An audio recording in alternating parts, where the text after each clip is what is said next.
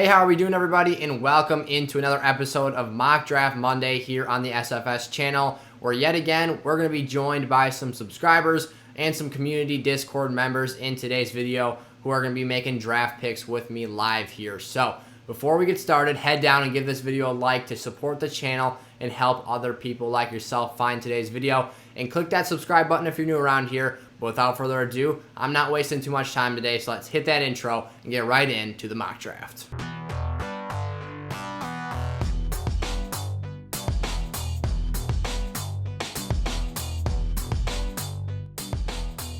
Alrighty, let's get today's draft right underway. We've got ourselves 7 people in our 12-team mock draft today. We're going to be doing half PPR scoring, 15 rounds here on the channel. So Dalvin Cook is the pick here at the 1.1 overall draft position. Remember, if you want to be in next week's video, as you see here, we've only got 5 spots opened up. So head down in the description of today's video and click the free invite link to join the SFS community Discord. And you can hop in there. That's where I drop the invite link to these mock drafts that I record about half a day prior to posting these. So if you want to be in here, have your picks up on the channel. I'll break down your teams and give you some feedback based off of what I see happening on the draft board. You'll be able to get involved in that. Again, it's absolutely free. And in that Discord channel, I answer fantasy questions, give you guys advice, and pretty much just let the participants and the members of that Discord channel guide the discussion and make that what they want it to be. So it's a cool experience. Head down there if you're not already involved in that and make sure you've joined up that process. So we've got ourselves, like I said, Dalvin Cook, who typically would be my safe pick at that 1.1 overall draft position. I love CMC. I would say he's got a higher upside because of that PPR value he gives us. Again, this is only half PPR, so we're only getting half point for every one of those receptions that he gets. But nonetheless, he is still an incredibly valuable player. So I've got the draft clock here set at 2 minutes. And it appears that Trisks is taking his sweet time here, but that's all right. He will probably make a pick, and if he doesn't, he'll get auto-drafted, which will speed up the rest of this board. I'm trying a draft position that I haven't actually gone with yet here on the channel in any mock draft video, I believe, to this point. I'm at the 1.7 spot, so I'm right here. I'll highlight my team for you all really quickly. Sandwiched in between 2 real players. So we've got ourselves a few spots where the computer will be picking based off of ADP, but then we've got some other spots where we're going to have real human brains making these draft choices and deciding who they're going to be taking. So I think the computer's just, Alvin Kamara goes there. Wow, that's a surprising pick. And Christian McCaffrey at the 1.3 overall draft spot. Hoagie's up on the board here with the 1.4. He goes Jonathan Taylor very quickly, I might add, at that draft spot. Saquon falls to Huddy 15 at the 1.5. 2 very solid running back picks there. Derrick Henry kind of left high and dry, and there he goes just before my draft position. So I've got a tough choice now. I've got the option of either taking, and I really don't like this situation, to be honest, whatsoever. I've got Tyreek Hill, Devontae Adams, so my choice of basically every wide receiver I could possibly want on the board at this spot. I do think it's a pick or two too early for a Travis Kelce here, whose ADP is 12. So again, if you check out my draft guide collection, I actually talked about I don't hate reaching on a Travis Kelce because he outperforms literally all wide receiver ones in fantasy football, in addition to giving us that elite positional advantage at the tight end position. But nonetheless, I don't know if that's going to be my pick here. I want to make sure I get that running back position locked down and that I don't get too excluded from the party there. Obviously, we see an RB run of 6 players going off the board at that position group. So Nick Chubb and Ezekiel Elliott are probably going to be my 2 choices that I narrow things down to for today's top of the draft board at least. And I think I'm leaning Zeke right here. And this is a pick that I've went both ways on this on the channel. I've done Nick Chubb previously, and I actually really like Nick Chubb's fantasy football outlook for this season. But Zeke's been a player that's been rising up my board, and the more I look at his situation, the more I like it for the Cowboys. He's got the volume. He's got the touch count. He's led the league in rushing multiple times. We talk about his receiving game that he added last season and was very productive in, despite the fact that the Cowboys are currently pushing the tempo and trying to score more points in a hurry because that defense is not playing very good football. They can slow things down. They can hammer the rock out, score touchdowns on the goal line. He has been very effective in that area of the field. So there's still a lot of things, in my opinion, that are to like about taking an Ezekiel Elliott that high. Again, I think it's a lot closer than we think it is between Ezekiel Elliott and a Nick Chubb, because while Nick Chubb might be the better pure runner at this stage in his career and might be closer to his prime than Zeke is, he's not quite getting the volume or the involvement in the receiving game that we see Zeke get, because that's more Kareem Hunt's role on that Browns football team. And Nick Chubb can kind of hang his hat on more so being a much more efficient player than an Ezekiel Elliott. But again, the touch count will favor Zeke significantly. So not a bad pick. I don't think that there's ways where either of those players would be a significantly wrong draft decision. Everyone will have their opinion, whether it is towards Zeke, which is the direction I went in today's video, or if it is that Nick Chubb draft pick that Jokester got his hands on and paired with Joe Mixon just there before my pick. So this board is playing out very, very interestingly. It might be the time, and it might be an appropriate situation to take a wide receiver here. I think that Zeke gives me really nice floor value. Again, I touched on the fact that he has that receiving game, which I think I talked about this a little while back in a couple videos last week, is that receiving production I think actually increases both his floor and ceiling. And at first I really only talked about him as a floor play, but the volume and the usage he gets in that Dallas offense is not going to drop off significantly, even if they are passing the ball a bunch. So I feel really good about that. And then I'm glad I checked the big board here, and I was going to swing over the tight ends quick. Travis Kelce's the easy pick for me here at the 2.6. I went with a safer route. I would say that Zeke isn't a flashy pick, and although I did say he's been rising up my draft rankings and is a running back that I have become increasingly high on over the past couple weeks, it's not a draft pick that's going to set me apart from the competition. Like we saw Cook, Kamara, McCaffrey, Taylor, Barkley, and Henry all go off the board before him. There's a reason for that, and I think that we can, despite the fact that I do like Zeke for all those reasons I've been talking about, there's reasons to like those other players more. So I have to come back and find a grouping here where I can get better options than my peers and the rest of the draft board at other spots. So that's what we did with Travis Kelce here. I now have a player who is basically in a tier of his own at the top of the tight end mountain. Darren Waller's my next guy on the list, but he's a tier down. George Kittle is a part of that tier with Darren Waller, but they just aren't quite the same as Travis Kelce. He has a 25% target share of the Kansas City Chiefs passing offense with Pat Mahomes at quarterback. That's not something you see every day. That's not value you get all the time. So I feel really good about how we were at least able to snatch up some elite positional upside there. I was thinking at first about a Metcalf or a Hopkins with that next draft pick, maybe a Calvin Ridley, as I have those all as players ranked very highly at that position group.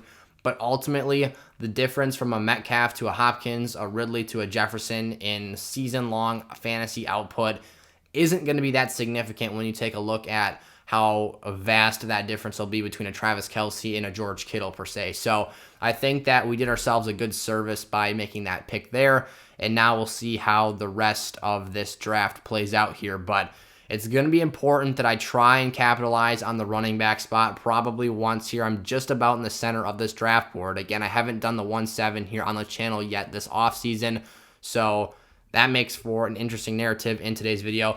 Not too thrilled with the fact that J.K. Dobbins, David Montgomery, and DeAndre Swift are all off the board here. Very high upside running backs. I love Montgomery's floor. I would say he has probably the most stable floor of those three draft picks, but at the end of the day, I love those guys' fantasy situations, and Swift was being faded very hard for a large majority of this offseason. But if you watched that video I put out where I said that I think we've gone a bit too far and we need to start reeling back a bit and starting to draft DeAndre Swift a bit higher, conversely there, now he's starting to go close to the third round. I'm not saying I had anything to do with his ADP change, as there was other fantasy channels out there, I'm sure, advocating for him to rise up rankings and to become a player that we are more highly regarding on fantasy boards here. But nonetheless, I really, really would hope Chris Carson is a name that I would just die for at this draft spot. Pairing Chris Carson and Ezekiel Elliott together would make me feel really good about that top two running back group. It could definitely be a lot better, but I didn't want to risk reaching too highly on the position at that 2-6 when I didn't think a Montgomery, a Dobbins, a Swift were giving me too much of a positional advantage at that spot. So a very good pick of Keenan Allen there. He's got Metcalf and Keenan Allen as a very strong combo at that wide receiver 1 and 2 spot to pair with a Derrick Henry. But I got exactly what I wanted here. Chris Carson fell right into my lap. I don't know if you follow the NFL on Instagram. He was working out with Jadeveon Clowney, and they posted a pic together in the gym. And Chris Carson is absolutely shredded. Like, this dude he has to have like under 10% body fat, or maybe even like 7 or 8. The dude is absolutely shredded. Freak of nature, I guess. For a player that went in the 6th round, Chris Carson has been one heck of a story if you followed him throughout his career. He's had injuries. He's been dinged up. Hasn't always been the most consistent threat at times. But man, he can catch the football. He can run very well. He's elusive, and he can put his shoulder down into defenders and run people over. There's not very many holes in his game, which in turn gives him a really great fantasy situation. He was catching dimes, dropped in the bucket from Russell Wilson in the end zone last year, scoring receiving touchdowns. And like I said, he's got good enough size. Let's check out what it is here. We might not. Oh, here we go. Show his player card. 5'11", 222. So nearly a 6-foot tall running back, almost 225. That's a big body. So he is running people over and making big plays for that Seahawks offense. Rashad Penny's coming back this year. It doesn't concern me too much. It actually might make me favor his ability to stay healthy a bit more because, like I said, he has been dinged up and had some nagging injuries. So maybe you reduce, because he has been used as a workhorse back. He's had 20-plus carries, or I should say 20-plus touches in multiple seasons. Maybe bring that number down to the low 20s or the high teens, and he can really piece together his optimal efficiency rate and have himself a career fantasy season. So Kyler Murray comes off the board just one spot before my draft pick. I've got a lot of options at this point on the table. The running back position, I could choose between a Josh Jacobs and a Miles Sanders, although I'm not incredibly high on Josh Jacobs' ceiling whatsoever, and I think his floor has taken a hit this season with Kenyon Drake being introduced into the mix. If I want to risk it for the biscuit here, Miles Sanders has an incredibly awesome ceiling with Jalen Hurts at the helm in that offense, but injuries and just the Eagles situation, inconsistent play. Is Nick Sirianni going to give them the play calling they need to be productive and have successful seasons this year? That's all up for major discussion here. I can take a peek at the receiver group. Mike Evans is a player who I had on my Friday fades list last week, and he has actually been faded down this draft board. He was supposed to go with the 37th overall pick, so that would have been right where CeeDee Lamb went here, but he falls a bit farther down the board. And CeeDee Lamb, wow, something to note here, he actually goes, if I take Amari Cooper here, he'll go 5 spots prior to Cooper on this draft board. So that's something very interesting to see play out here. I've already got my tight end position addressed. And then I think it's a touch early for a Dak Prescott, considering that Allen, Jackson, and Kyler Murray, who are my favorite value plays at this spot on the board, are all gone. Again, I am anti-drafting Mahomes in the late 2nd or early 3rd rounds because I don't think he gives you much more value or positional upside at that position. So, call me crazy, but I love the receivers I can get here in the 5th round. And typically, in the last couple of videos here, I have been fading the wide receiver group more and more. I'm going to take Miles Sanders here. This is not something I've done on the channel yet. I actually don't think I've invested a draft pick into him once yet this offseason on the channel. So something completely new and out of character for me here. I'm trying a completely different strategy. I'm not going to call this a wide receiver 0 strategy, but it's looking pretty thin at that position.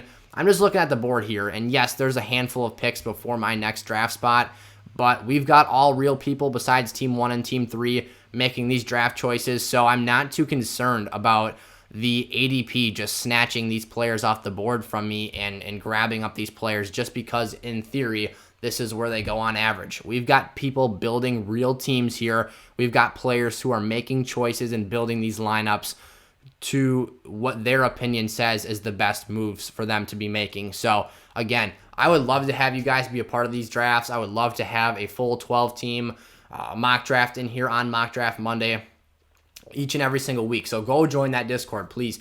I want to get you in there. It's totally free. I give you about a day and a half's notice as to when I'll be recording this video and when you need to be here on this mock draft server. So if you want to be a part of that, by all means, join that Discord channel up. We want to get a lot of people in there. We've got about 20, 22 people in there right now. Let's try and get 100 players in there by the end of this fantasy offseason. So by kickoff, week 1, let's try and have 100 people in that Discord server. That'd be awesome. We'll have people joining up these mock drafts real quick, opening up community leagues and such, and having opportunities for you all to get involved with some giveaways and opportunities to have some cool experiences here on the channel. So there we see Evans, Robert Woods, Amari Cooper, and Evans wasn't someone I'm too terribly sad to see go off the board.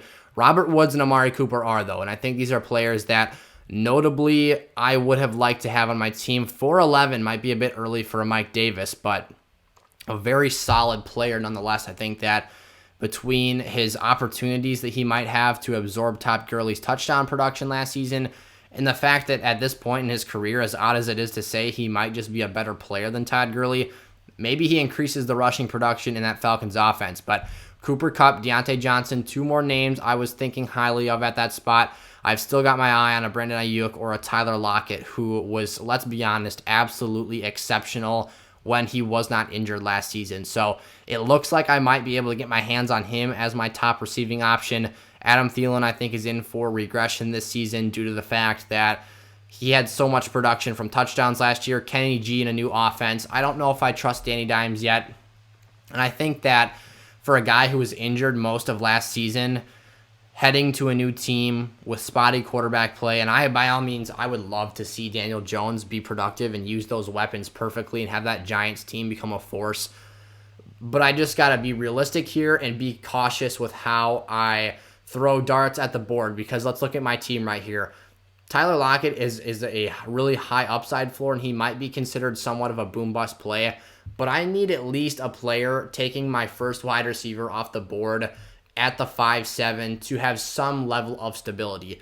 I personally believe that the connection, the chemistry between Tyler Lockett and Russell Wilson is so great that having Tyler Lockett as my wide receiver 1, per se, being the first I take off the board here, he will at least give me the value and the stability I'm looking for at that spot. Whereas Kenny G and Danny Dimes, we haven't seen any prior connection with them.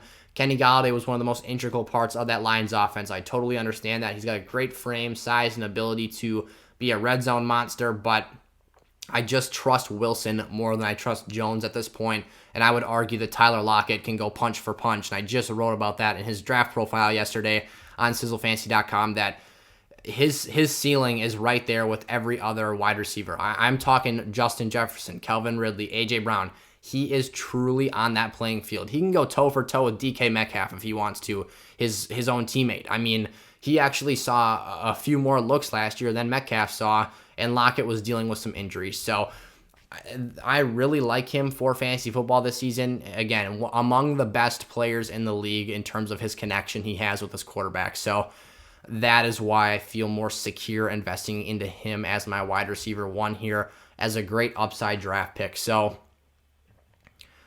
let's check out this quarterback position group one more time. I could potentially stack Wilson and and Tyler Lockett.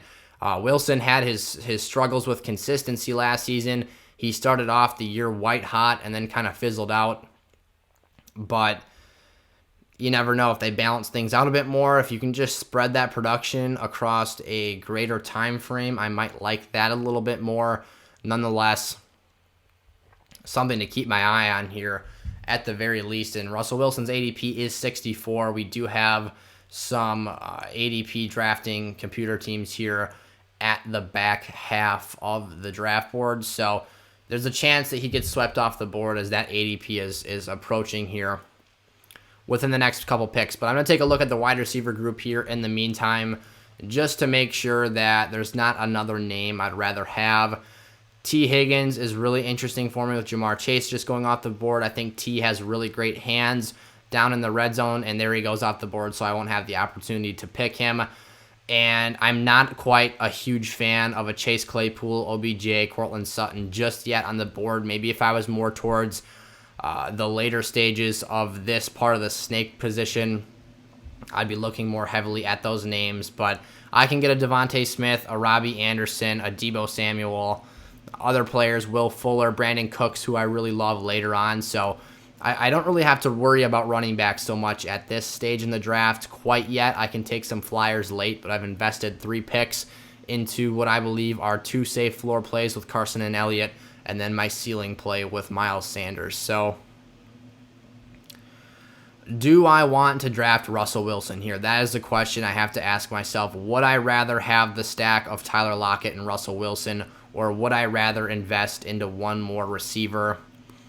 And again, I think it's too much of a risk for me here and too much of a reach. Chase Claypool, OBJ, Cortland Sutton.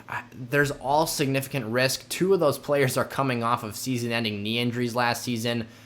And I think that in Odell's case, just being an ACL injury, I think that maybe we can be a bit more lenient with his fantasy recovery time from that, because I think that in general, ACLs have a long timetable for return, but at the end of the day, we see less lingering effects on their play the next season. By all means, they might start a bit rusty and a bit flashy and such, but I think he'll get it underway. The thing that makes me worried about Odell Beckham Jr. is that the Browns ran the ball almost 60% of their plays last season. So there's not a ton of passing volume for them to work with. Claypool has a huge passing volume offense, but he's got Juju Smith-Schuster and Deontay Johnson, who outpaced him for targets last year. Cortland Sutton, same case. And he's probably the best wide receiver on the Broncos roster right now. Maybe Jerry Jeudy has a higher ceiling than him, but coming back from an injury, having a shaky quarterback situation, not something I love. So I'll pull the trigger on Russ Wilson here and get that quarterback receiver stack. Crazy high upside is what I just got myself at those 2 positions. Yes, maybe Tyler Lockett and Russ Wilson don't have the greatest fantasy floors. Maybe they're not the safest investment of draft capital here. And I'm actually going to scroll up so you guys can see more of the draft board as this thing plays out and can take a peek at these other teams here.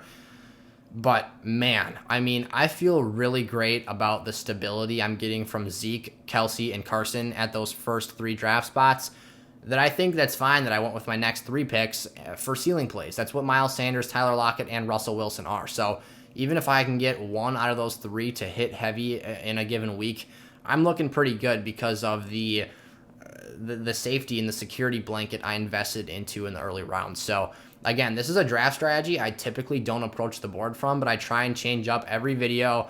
I try and draft different players so I can talk about more people. For those of you who return to the channel and watch every video, that's where you're getting value here, because you're taking a look at my draft board that's constantly changing. I break down more and more fantasy situations, and all you got to do is just invest the time to watch these videos here. So I hope you guys are enjoying today's video. If you are doing so, make sure to head down and give it a like before you head out today, and click that subscribe button if you're new around here, because we'd love to have you become a member of the SFS community.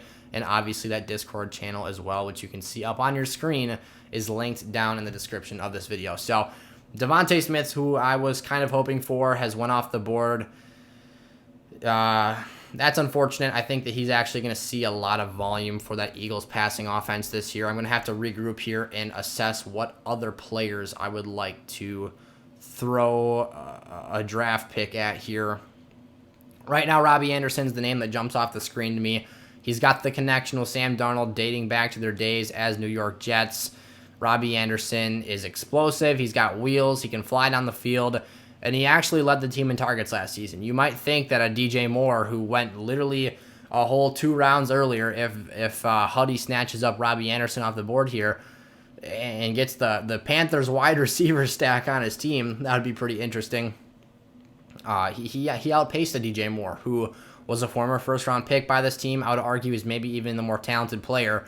But nonetheless, I think that we still have reason to believe that for the 2021 season as a standalone value here, and not talking about anything further down the road, Anderson might be the better pick. So, and I'm going to have my choice right here. Do I want to take a Cortland Sutton, or do I want to take a Robbie Anderson? And maybe let's take a look at the big board here. There's a chance that Robbie Anderson might be waiting for me just based off of him having lesser value according to ADP.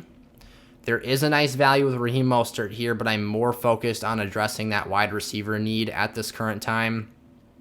Sutton's got awesome upside. Again, a lot of these players I'm drafting down here are really high upside plays, and their floors aren't all that great. But Cortland Sutton in 2019 as the number 1 option for that Denver Broncos offense, he was awesome. He played lights out football.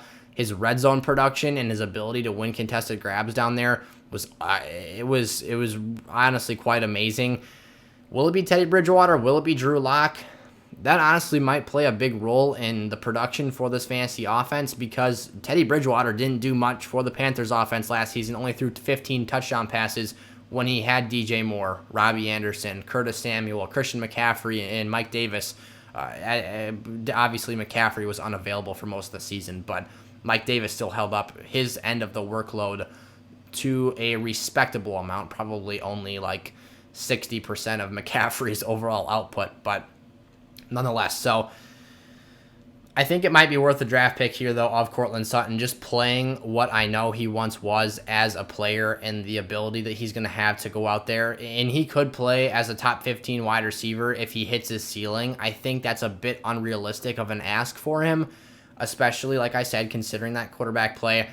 But maybe he could at least be top 24, give us some high-end wide receiver 2 weeks, play him in good matchups. Certainly he'll be a must-start player. Oh, and Jokester takes Anderson off the board. That's killer. So what I was banking on there, and this is one of the things you're going to have to deal with as a fantasy football player, you're going to see value on the board. You're going to see players on the table you want to draft. And Jokester has been watching a lot of videos here on the channel. He knows the players I like at these regions on the draft board, so he knows where to snatch his value up. I'm going to be pretty disappointed if Brandon Cooks gets away from me here as the next guy I see having with a large target volume in his offense. I could really use that floor value here at the wide receiver position as we get into the middle rounds of this draft. That one really stings. Let's see who goes off the board here. This is a big pick for us. Can Brandon Cooks survive? So Michael Carter goes off the board. That's another very great pick by Jokester. But thankfully, we get the player we are looking for here. It's an overdraft at this spot based off of ADP, but one that I'm totally okay doing. I mean, Will Fuller is the only other player I think that maybe we could argue at the wide receiver position. I'm not buying into Curtis Samuel or Tyler Boyd being better fantasy options than Brandon Cooks this season.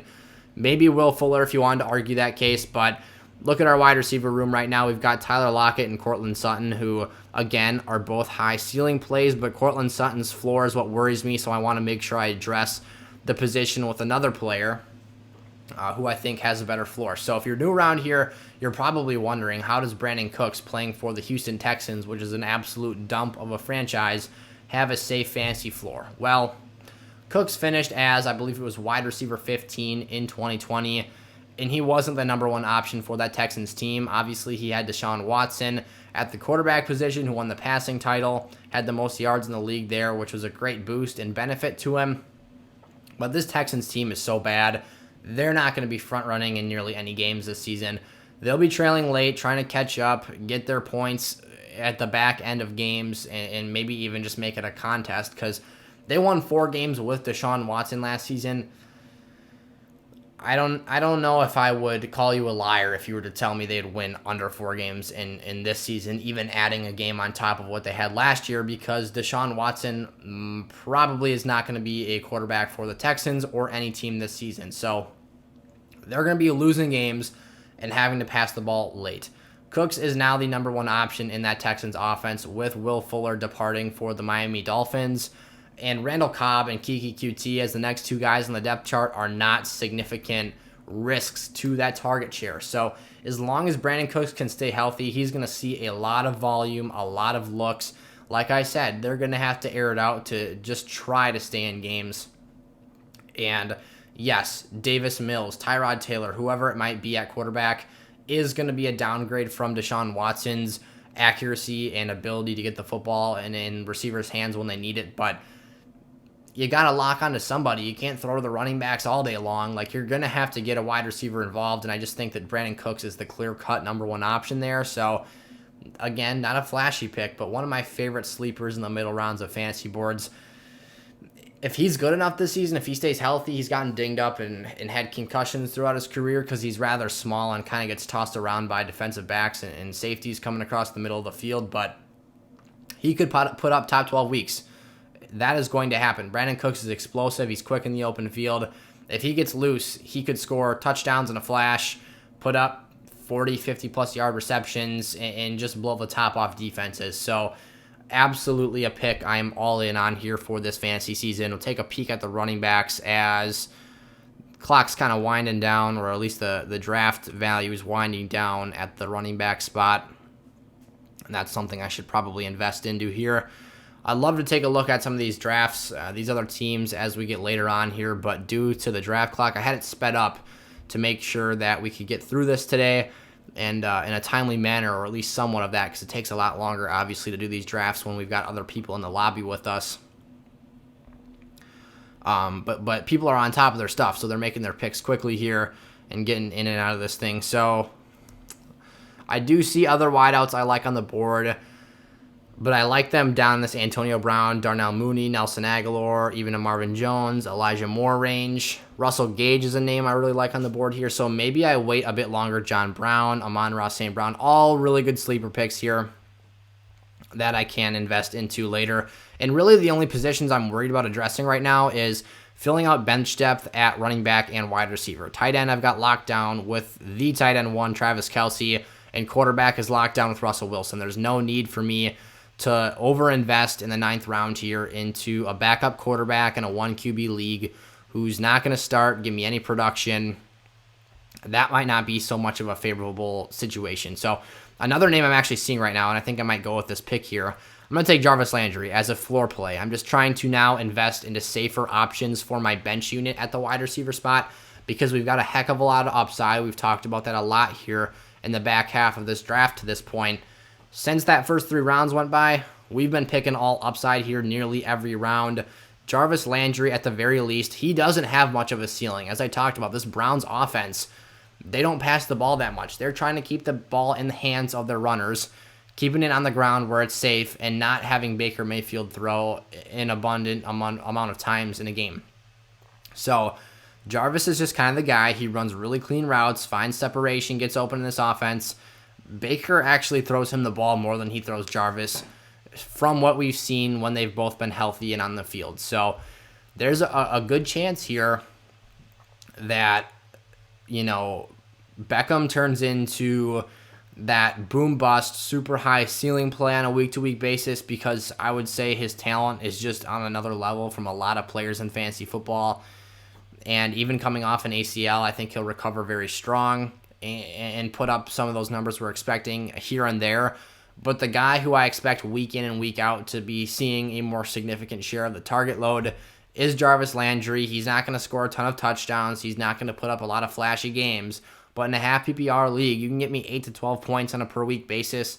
I'll take it. I mean, you're looking at a wide receiver 3 or flex pick for me at this spot in the draft. That's worth the value, in my opinion, when Sutton and Lockett on a week-to-week basis don't give me a floor I feel incredibly awesome about. So waiting for the picks to come back to me now here in the 10th round. I've got, let's see, who can I draft here that might be of interest to me. So we're just going to take a peek at some of the players, the names left on the board. I could look at a Gus Edwards here, a Tony Pollard, Nyheim Hines, some reserve running backs I really like. Tony Pollard could obviously be an incredible handcuff pick for Ezekiel Elliott for us.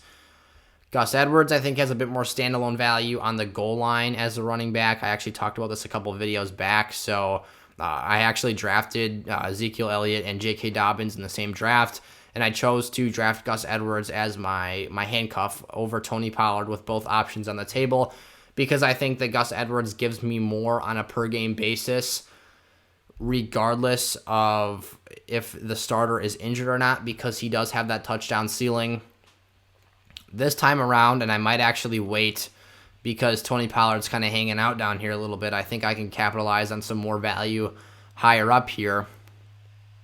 This time around, I favor Tony Pollard a bit more because I've got only Zeke on this roster, and I think that if I'm going to invest a draft pick into a reserve running back, I don't want to do so too early, and I'd rather maximize my upside at another position. So what we know is that Corey Davis for this Jets offense, who is my pick here in the 10th round, has very, very solid upside. He's a really clean route runner, has a lot of talent. He's a former high first-round pick by the Tennessee Titans, but played his final season there last year after they didn't pick up his 5th-year option.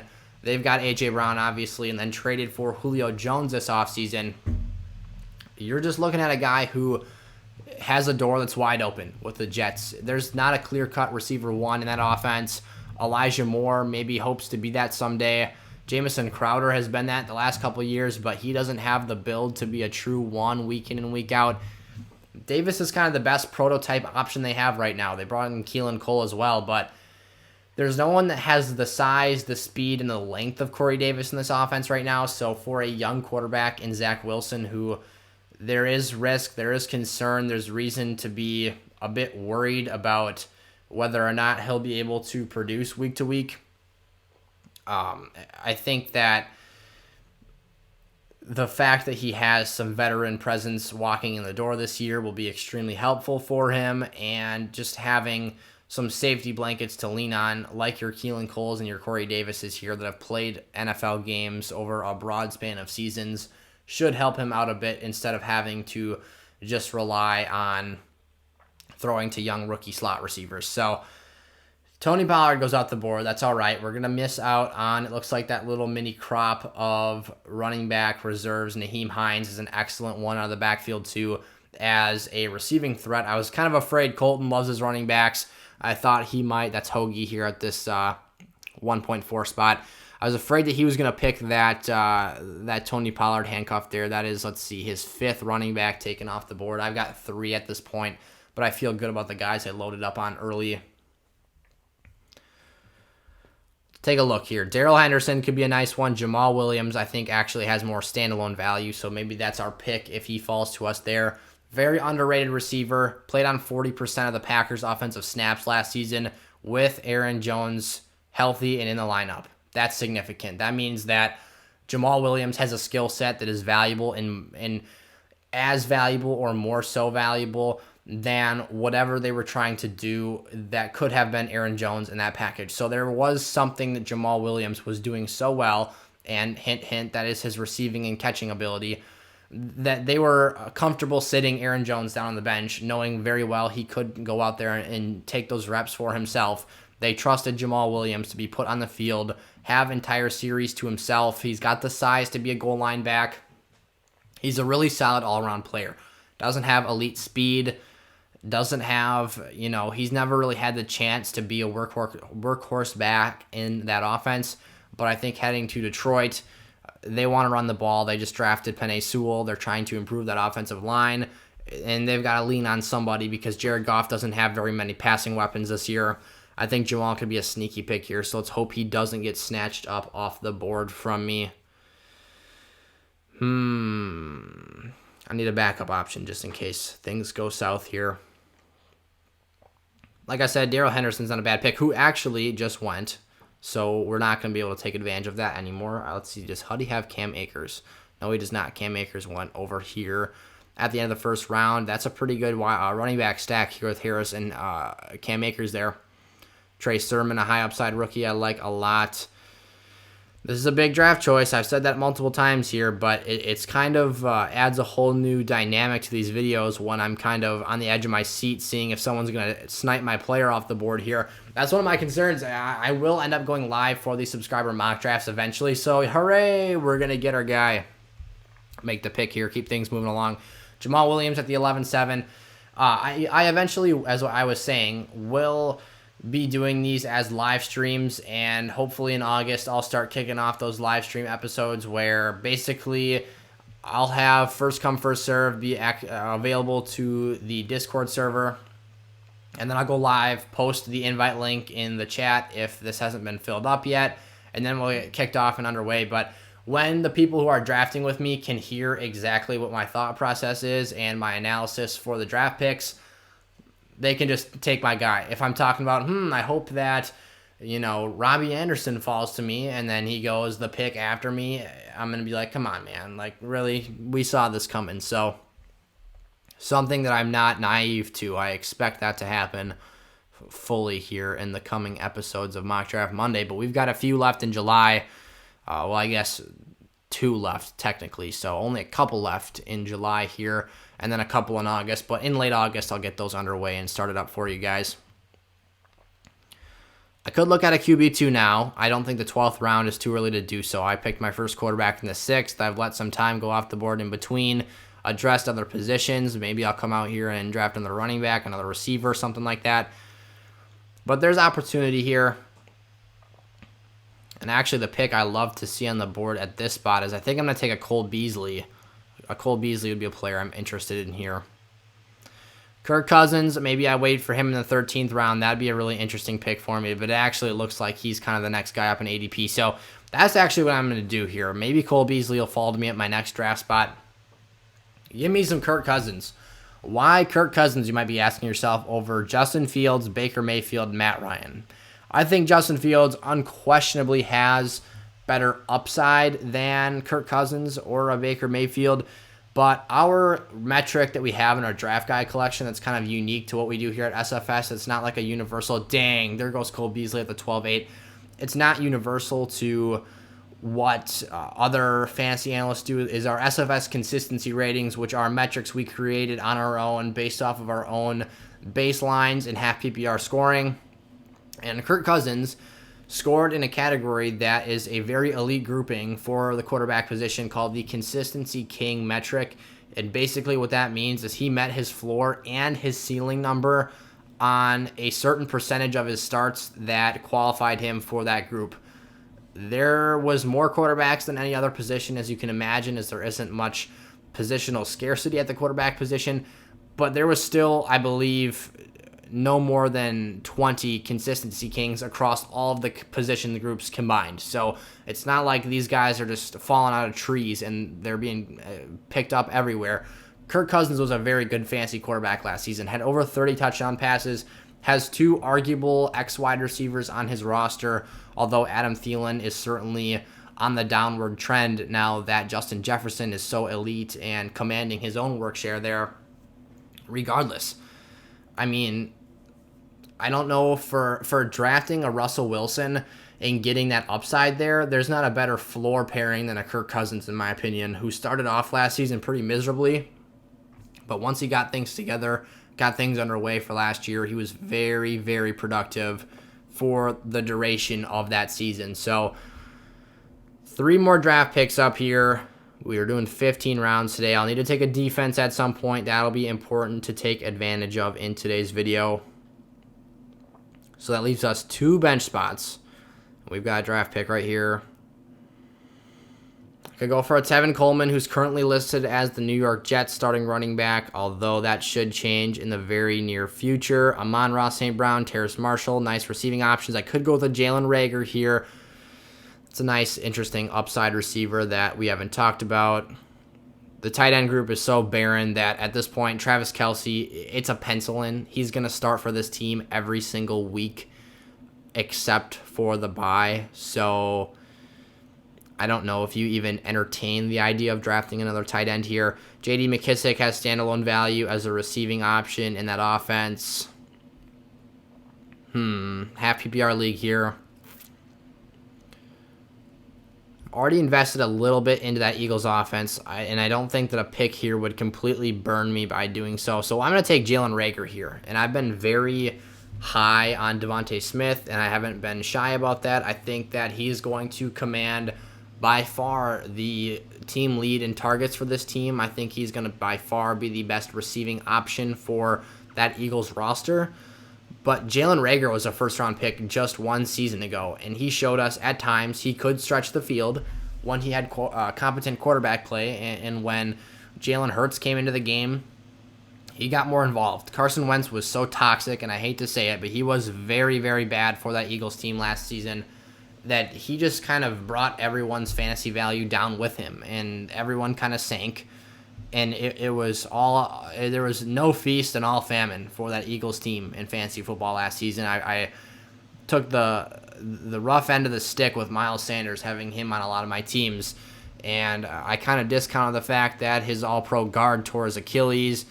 And during the training camp period of last season, things were looking bad already. So don't ignore the signs, you guys. There's a lot of telling factors as to the risks for fantasy football players.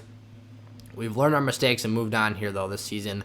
I think that Reagor, as a high upside play, He's not going to be a starter every week. You toss him in there in a good matchup. Maybe he's playing the Cowboys. Maybe he's playing another easy opponent on that schedule.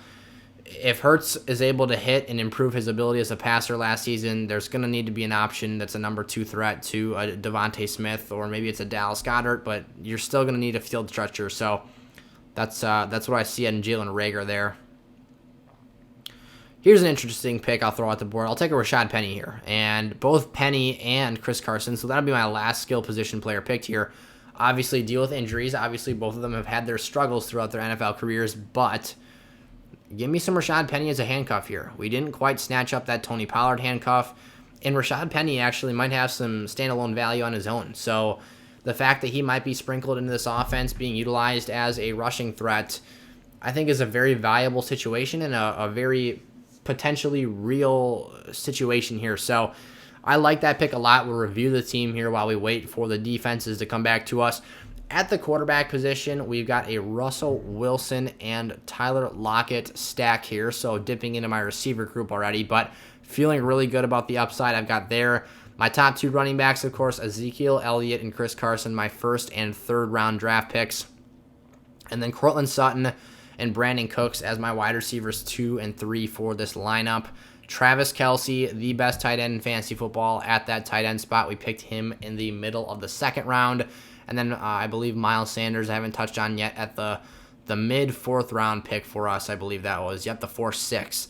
So then here down to the bench, we've got Jarvis Landry and Corey Davis as 2 solid reserve wide receiver options. We can toss them in there in a given week, give them a start in good matchups. If we've got bye weeks, injuries, whatever it might be.